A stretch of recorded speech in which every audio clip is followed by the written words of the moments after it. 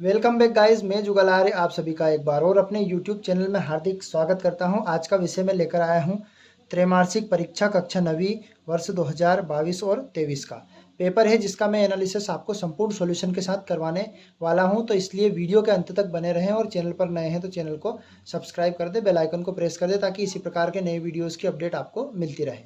तो सबसे पहले हमें इस पेपर को सॉल्यूशन करना है।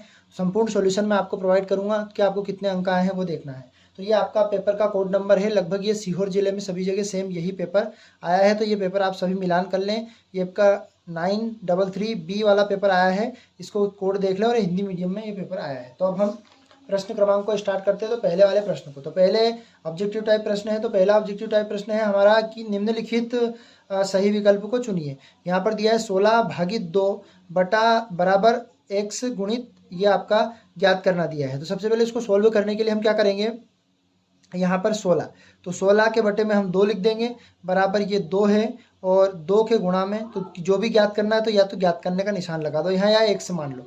तो 16 को हम 2 से काट देंगे, तो 2 से काटेंगे तो कितनी बार कटेगा, 8 बार। यहाँ पर ये गुणा में है तो ये 8 के बटे में 2 चला जाएगा और बराबर ज्ञात करना, तो यहाँ काटेंगे हम तो कितनी बार कट जाएगा, ये 4 बार। यानी कि इसका आंसर आपका आ जाएगा आंसर नंबर दा वाला 4, इसका ऑप्शन सही रहेगा। अब आगे की तरफ बढ़ते हैं। दूसरा वाला, दी गई आकृति में छायांकित भाग का भिन्नांक के रूप में क्या होगा। तो दी गई आकृति दी है हमारी 1 2 3 4 5, टोटल 5 खंड है। तो कुल आता है हमारा बटे में, तो 5 तो बटे में आएगा और जितने काले काले भाग दिए गए हैं उन काले काले भाग का यहाँ आ जाएगा, तो ये 2 बटा क्या हो जाएगा आपका 5। तो इसका आंसर रहेगा सा वाला आंसर सही रहेगा।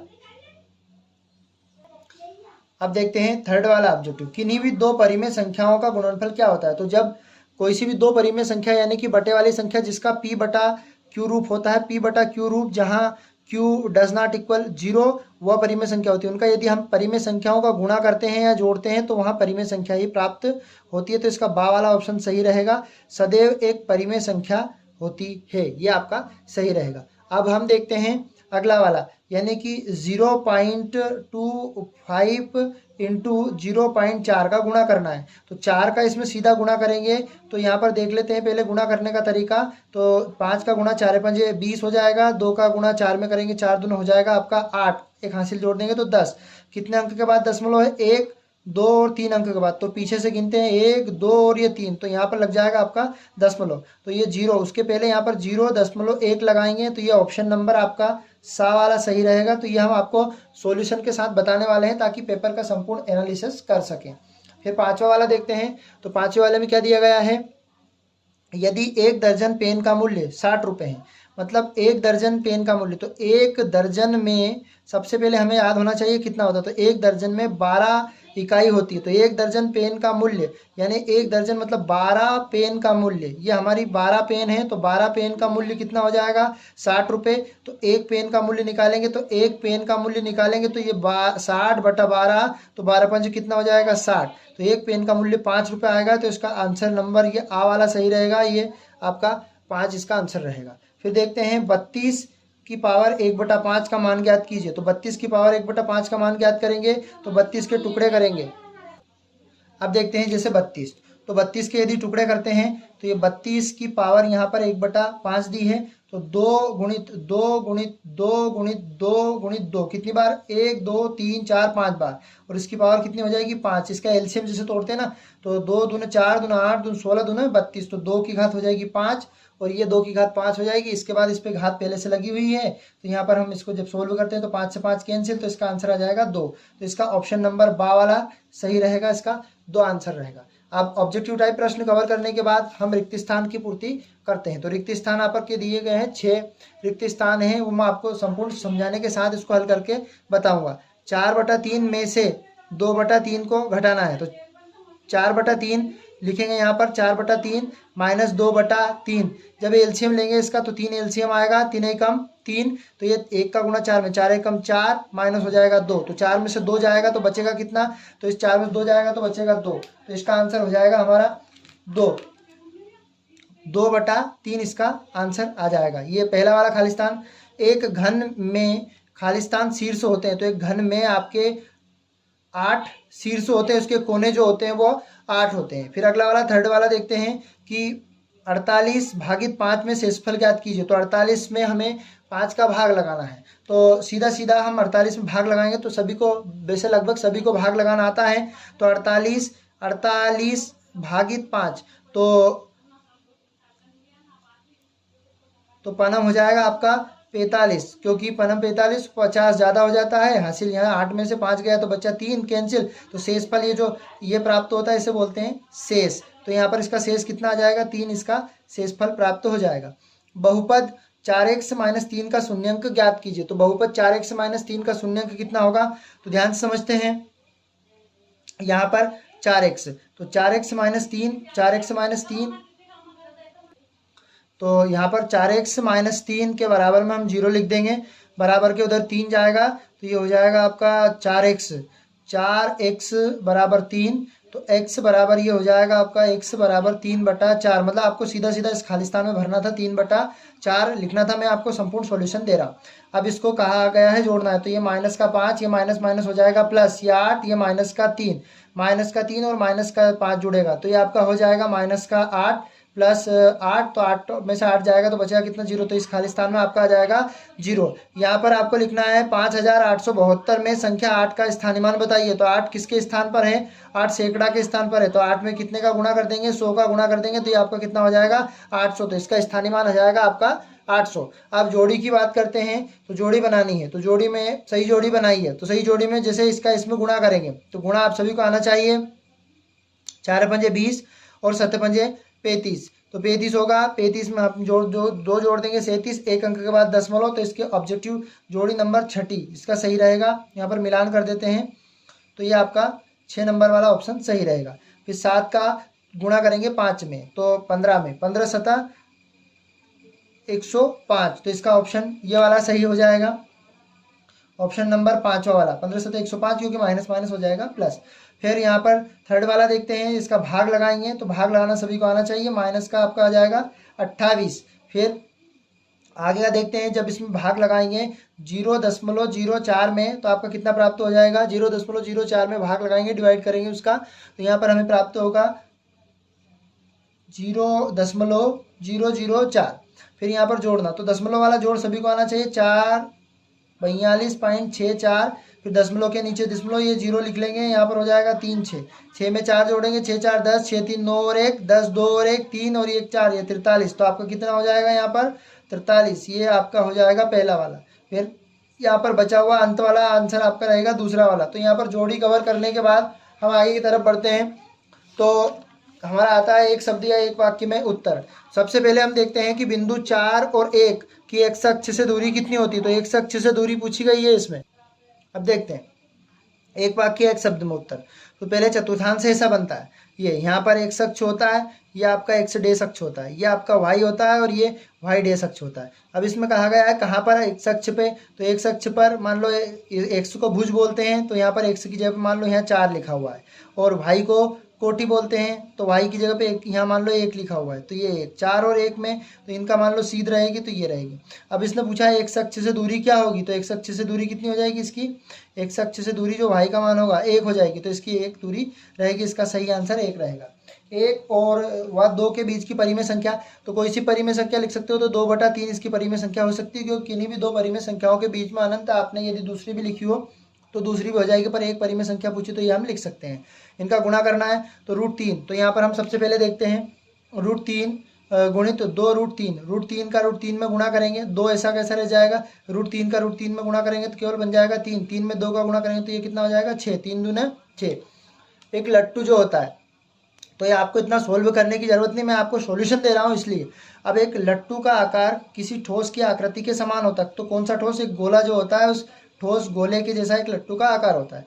एक वाहन चालक को 180 किलोमीटर दूरी तय करना है। अब टोटल दूरी उसको करनी है 180 किलोमीटर दूरी, और वहाँ 95 किलोमीटर चल चुका है। कितने चल चुका है, 95 किलोमीटर, तो उसे अभी कितनी और चलना पड़ेगा, तो इसको घटा लेंगे हम।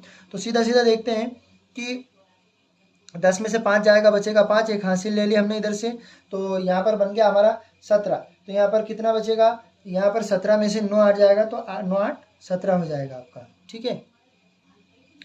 अब एक शब्द में उत्तर का जो लास्ट वाला एक शब्द में उत्तर किस देखो बिंदु -1 और 4 किस चतुर्थांश में स्थित है। तो सबसे पहले हम चतुर्थांश का डायग्राम बनाया था एक बार, और आपको बना के बता देता हूँ। यहाँ पर दोनों मान प्लस प्लस के रहेंगे पहले चतुर्थांश में, दूसरे चतुर्थांश में x का मान माइनस का रहेगा और y का मान प्लस का रहेगा, तीसरे वाले चतुर्थांश में तीनों माइनस के रहेंगे, चौथे वाले चतुर्थांश में एक y का मान माइनस का और x का मान प्लस का। ठीक है, तो ये हमने लिख दिया। तो यहाँ पर एक x वाला मान माइनस का है, तो ये द्वितीय चतुर्थांश में आएगा। तो कितने चतुर्थांश? द्वितीय।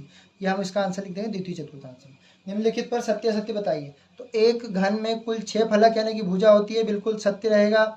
मूल बिंदु में भुज, तो मूल बिंदु के निर्देशांक जो बनते हैं वो बनते हैं 0 0। उसमें पूछा गया तो x को, ये x होता है और ये होता है y, तो x को हम भुज बोलते हैं, तो दोनों शून्य। क्या मूल बिंदु के भुज और कोटि दोनों शून्य नहीं होते हैं? जबकि होते हैं, तो ये आपका हो जाएगा असत्य, होते हैं। पुस्तक एक घनाकार ठोस के आकृति का है, बिल्कुल सत्य रहेगा। फिर शंकु एक बेलन के आकृति का हो सकता है, तो ये आपका असत्य रहेगा। बिंदु 0 -5 y अक्ष पर स्थित है, तो y अक्ष पर स्थित है या नहीं, क्योंकि x का मान 0 मतलब यहाँ पर इस दिशा में यहाँ पर आ जाएगा, और माइनस का y का मान 5 तो ये नीचे आ जाएगा। तो बिल्कुल जी हाँ, y अक्ष पर स्थित है, तो इसका सत्य हो जाएगा। रेखी बहुपद की घात 2 होती है, असत्य, जबकि रेखी बहुपद की घात 1 होती है, द्विघात बहुपद की घात 2 होती है। अब हम देखते हैं छठा वाला प्रश्न। तो छठे वाले प्रश्न में क्या दिया गया है? छठे वाले प्रश्न में कहा गया है संख्या जो दी है आपकी 7, 6, 9 और 8 का योग ज्ञात कीजिए। तो सभी में जोड़ का निशान लगा देते हैं, तो माइनस का हो जाएगा 7, प्लस का हो जाएगा 6, फिर माइनस का यहाँ जोड़ लगाएंगे तो माइनस प्लस माइनस हो जाएगा प्लस 8, माइनस माइनस की जोड़ लेते प्लस प्लस की जोड़ लेते, तो माइनस माइनस की 9 और 7 हो जाएंगे आपके 16, माइनस का 16 और 8 6 हो जाएगा आपका 14, प्लस का 14। तो 16 में से 14 जाएगा तो माइनस का बचेगा 2। इस प्रकार से आपको सोल्व करना है। प्रथम 3 सम संख्या का योग, तो प्रथम 3 संख्या कौन सी है? तो प्रथम 3 संख्या एक तो हो जाएगी 2, एक हो जाएगी आपकी 4 और एक हो जाएगी आपकी 6, ये सम संख्या हो गई। तो 3 विषम संख्याओं को घटाने पर माइनस करेंगे हम 3 विषम संख्याओं को, तो कौन सी 3 विषम संख्या? एक हो जाएगी आपकी 1, एक हो जाएगी आपका 3 और एक हो जाएगा 5। तो यहाँ पर हम जोड़ेंगे तो 6 4 10 और 2 कितने हो जाएंगे? 12 और 5 3 8 और 1 कितने हो जाएंगे? 9। तो यहाँ हम 9 12 में से 9 घटा देंगे तो कितने बचेंगे? 9 3 12, तो 3 इसका आंसर रहेगा। अब किसी संख्या में 62 जोड़ने पर 100 प्राप्त होता है, तो वहाँ संख्या ज्ञात कीजिए। तो हम सीधा सीधा यदि 100 में से 62 को घटा देते वो संख्या आ जाएगी। तो यहाँ पर 10 में से 2 जाएगा तो बचेगा आपका 8, और यहाँ पर 9, 9 में से क्या 3, तो वह संख्या कितनी आ जाएगी? 38। तो आपका 38 आंसर रहेगा। ऐसा कैसा ये भी है कि संख्या 452 में क्या जोड़ दे? तो यदि मैं 532 है, 532 में से 452 को यदि मैं घटा देता हूँ तो वो संख्या प्राप्त हो जाएगी जोड़ने वाली। 2 में से 2 गया तो आपका 0 बचा, यहाँ से एक हमने हासिल ले ली, हासिल से बन गया 13, तो यहाँ पर आपके 13 में से 5 जाएगा तो कितना बचेगा? हमारा बच जाएगा 8 बच जाएगा, है ना। तो ये आपका बचेगा 80। यदि इसमें 80 जोड़ेंगे तो आपका 532 प्राप्त हो जाएगा। जोड़ के देख सकते हैं, 0 2 ऐसा का ऐसा हो जाएगा, 8 5 13 हो जाएगा, और ये 3 4 और 1 5। अब यह पूछा गया है कि 4526 में 5 का स्थानीय मान, तो 5 कहाँ पर स्थित है? 5 हमारा सैकड़े के स्थान पर है, तो इसमें कितने गुना हो जाएगा? 100, तो इसमें कितना हो जाएगा आपका स्थानीय मान? 500। अब इसमें प्रसारित रूप लिखे, तो इसका प्रसारित रूप हो जाएगा 7000 के स्थान पर है, तो ये लिख देंगे 7000, फिर बीच में प्लस का निशान। 3 हमारा है जो 4 के स्थान पर है, तो 4 तो हम यहाँ लिख देंगे 2 0 लगा देंगे सैकड़ा, और ये 4 हमारा सैकड़ा के स्थान पर 40 लिख देंगे, और ये 5। इस प्रकार से इसका प्रसारित रूप आपको करना है। फिर आगे की तरफ बढ़ते हैं। 9वां वाला क्वेश्चन, 29 में 6 से भाग लगाना है। तो 29 भागित 6, तो 6 36 जाता हो जाता है, 6 35, तो 6 चुकू 24, ये हो जाएगा आपका 6 चुकू 24, 4 बार गया। और यहाँ पर हमें बताया गया है कि 9 में से 4 गया तो बचा कितना? 5, ये कैंसिल। तो ये हमारा 4 जो आया है वो हमारा भागफल है, अतः करके आपको लिखना भाग फल, और ये आपका जो 5 आया है वो आपका शेष फल। ये हो गया। फिर इसके बाद 102 टॉफियों को 17 विद्यार्थियों में बराबर बांटना है, तो यहाँ पर विद्यार्थियों में कितनी टॉफी बटेगी? तो यहाँ पर हम भाग लगा सकते हैं इसका 102 में किसका? 17 का भाग लगाना, या आप सीधे भी लगा सकते हो इस प्रकार से 102 भागित 17। ठीक है, अब आगे की तरफ बढ़ते हैं। ये आप डिवाइड कर सकते हैं स्वयं, बहुत सिंपल सा सवाल है। यहाँ पर 3y - 2 में y का हमें मान ज्ञात करना है, तो y की जगह पे हम क्या रख देंगे? 2 रख देंगे। 2 गुणित ये 2, 3 दूनी 6, 6 में से 2 गया, बचा कितना? 4, तो इसका आंसर रहेगा आपका 4। यदि अमित की वर्तमान आयु x है, x वर्ष है, तो आज से 5 वर्ष पहले उसकी आयु क्या होगी, पहले की पूछी है, मतलब अमित की वर्तमान आयु, तो यहाँ वर्तमान आयु तो लिखी हुई है, वर्तमान आयु बराबर x 5 साल पहले, तो 5 साल पहले अमित की आयु x माइनस 5 वर्ष होगी, क्योंकि उसमें से घटा देंगे। अब यहाँ पर अनुपात का बंटवारा करना है, तो सबसे पहले 350, तो यहाँ कुल अनुपात निकाल लेते हैं इसका, तो कुल अनुपात कितना बनेगा, 4 + 3, तो बनेगा आपका कुल अनुपात 7। यहाँ पर 350 दिया हुआ है, तो 4 का भाग निकालेंगे, तो पहले 350, 4 को ऊपर लिख देंगे, कुल को बटे में लिख देंगे, 7 पंजे 35 हो जाएगा, 50 बार कट जाएगा, और 4 का गुणा 5 में कर देंगे, 4 पंजे 20 हो जाएगा, तो इसका 20 वाला भाग आ जाएगा। फिर इसी प्रकार हम देखते हैं 3 वाला, तो ये हो जाएगा आपका 350 गुणित 3/7, ये भी कितनी बार कट जाएगा, 50 बार, 5 3 कितना हो जाएगा 15, 4 पंजे 20, ये 200 आएगा, है ना, क्योंकि 4 पंजे 20, ये 2 0, और ये आपका 5 3 15, ये 150, है ना। तो ये बंटवारा हो गया कि 3 का भाग कितना हो रही है, अवनी का भार जो अंतर दिया हुआ है, अवनी का भार अंतरा के भार से 2 गुना है, तो 1 का भार मान लेंगे x, तो 1 का 2x, तो 2x बटा हो जाएगा आपका x से x कितना हो जाएगा कैंसिल, तो और ये 1 बार कटा, तो 2/1, यानी हम लिख सकते हैं 2:1 इनका अनुपात रहेगा। अब आगे की तरफ बढ़ते हैं। 12वां क्वेश्चन, 12वें वाले क्वेश्चन में कहा गया है कि राम एक पेन को 45.25 रुपये में खरीदता है तथा एक किताब को 135.75 में खरीदता है, तो उसने दोनों वस्तु में कुल कितना भुगतान किया। तो सीधा सिंपल सा जोड़ना है, 135.75 में अपने को 45.25 को जोड़ना है, जोड़ेंगे तो 5 और 5 10 हो जाएगा, 7 और 2 9, 9 और 1 10 हो जाएगा, 5 5 10 और 1 11, 4 3 7 और 1 8, और ये आपका, तो ये आपका 181 रुपये का उन्होंने भुगतान किया। फिर यहाँ पर अंतर करना है, तो ये आपको कितने में से अंतर करना है, 612.546 में से अंतर करना है 54.21 करना है। यहाँ पर 0 लगा देंगे, जब इसको घटाएंगे तो 6 ऐसा का ऐसा हो जाएगा, 4 में से 1 जाएगा तो बचेगा 3, 5 में से 2 जाएगा तो बचेगा 3, फिर यहाँ पर 4 बचा है, तो यहाँ पर 2 में से नहीं घटेगा, एक हासिल ले लेंगे, तो 12 में से 4 जाएगा तो 8 बचेगा, यहाँ पर बन गया 10, 10 में से 5 जाएगा तो बचेगा 5, और ये हमारा बच गया 5, तो ये 558.36। अब प्रतिशत में व्यक्त करना है, तो 35 के बटे में हम 100 लिख देंगे, इसको हम 5 से काट देंगे, 5 से कितनी बार 7 बार, इसको 5 से काट देंगे तो 20 से 5 100, तो यह जाएगा आपका भिन्न के रूप में 7/25।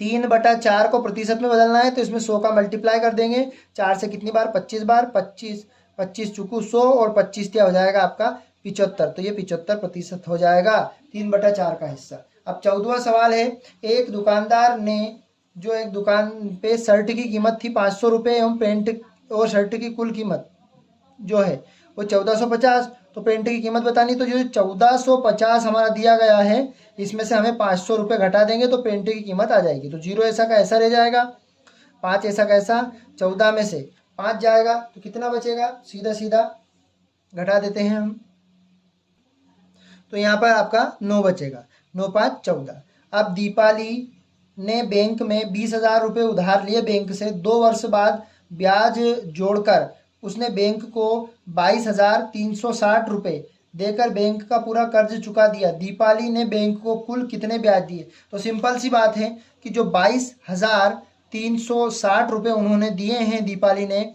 तो और 20,000 रुपये उन्होंने लिए थे, तो यहाँ पर आपकी ब्याज की रकम कितनी होगी, तो इसको घटा देंगे, तो 0 6 3 और ये बचा 2, तो मतलब उन्होंने 2,300 रुपये का ब्याज दिया।